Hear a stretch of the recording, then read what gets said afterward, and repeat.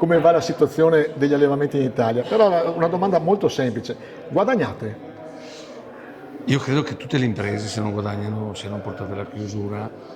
Penso che negli anni si sia sviluppata questa tendenza.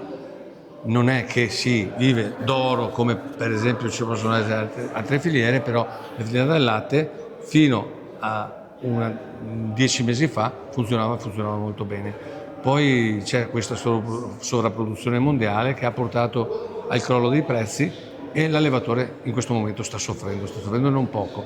Vanno meglio quelli della cooperazione, vanno meglio quelli che hanno certificazione Agrana, Padano e Parmigiano Reggiano, ma gli altri allevatori, quelli che consegnano il latte ai privati, effettivamente sono un attimino in sofferenza. È sempre stata così.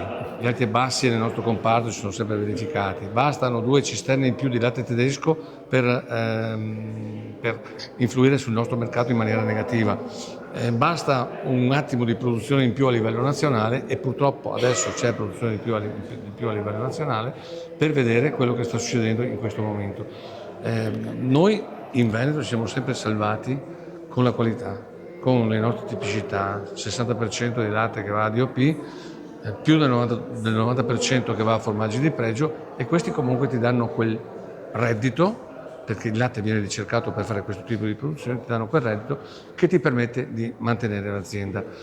Io spero che questa situazione che stiamo vivendo cambi, perché i 2 prezzi che sono stati fatti praticamente portano comunque i trasformatori privati a speculare, perché la speculazione, cioè per quel 4% in più che c'è in Italia, quel 2% in più a livello mondiale, una speculazione così è veramente deprecabile.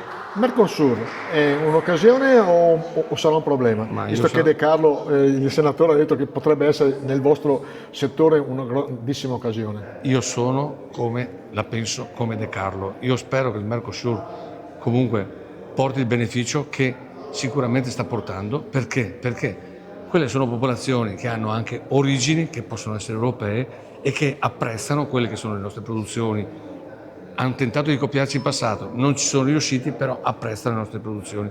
C'è la possibilità anche nel vino di portare di là quei vini tipo aperitivo che loro comunque apprezzano, e secondo me il Mercosur per il Veneto è un'opportunità.